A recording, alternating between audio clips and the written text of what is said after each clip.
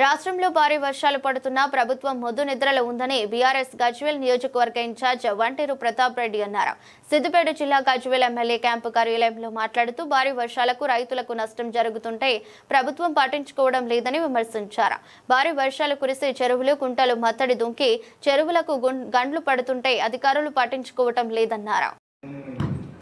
తెలంగాణ రాష్ట్ర మాజీ ముఖ్యమంత్రి బీఆర్ఎస్ పార్టీ అధ్యక్షులు కేసీఆర్ గారి ఆదేశాల మేరకు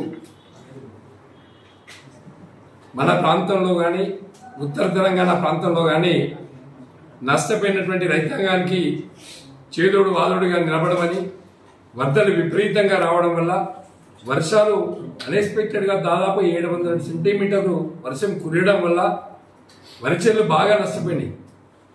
అట్లనే మక్క చేలు కూడా బాగా నష్టపోయినాయి. కాటన్ కూడా బాగా నష్టపోయింది.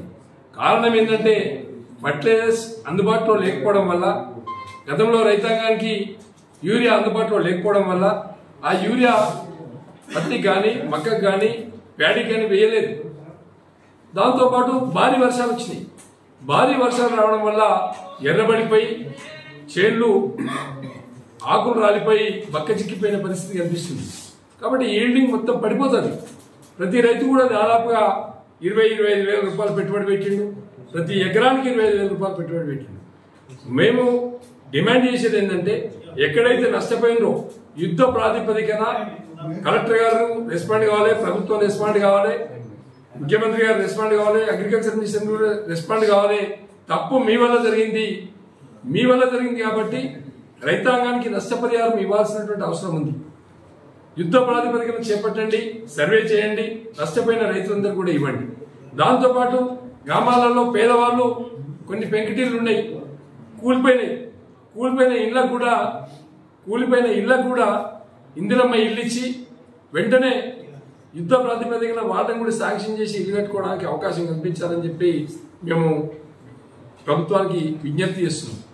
దాంతోపాటు ఇవాళ రాష్ట్రంలో మా కేటీఆర్ గారు, మా హరీష్ రావు గారు, అటు మెదక్ జిల్లాలో హరీష్ రావు గారు, కరీంనగర్ జిల్లాలో కేటీఆర్ గారు పర్యటిస్తూ ఉన్నారు.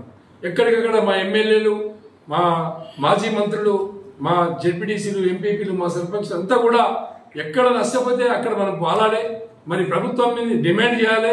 నష్టపోయినటువంటి రైతాంగానికి నష్టపరిహారం ఇప్పించే విధంగా పనిచేయాలని చెప్పేసి మా అధినాయకత్వం చెప్పడం వల్ల ఈ అందరం కూడా అలర్ట్ అయిపోయి మా మండల్ టీమ్స్ కూడా ఎక్కడికక్కడ మరి గ్రామాలలో పర్యటించి ఎక్కడ నష్టపోతే అక్కడ ప్రెస్ ద్వారా ప్రభుత్వానికి తెలియజేస్తామని చెప్పి సందర్భంగా తెలియజేస్తాం.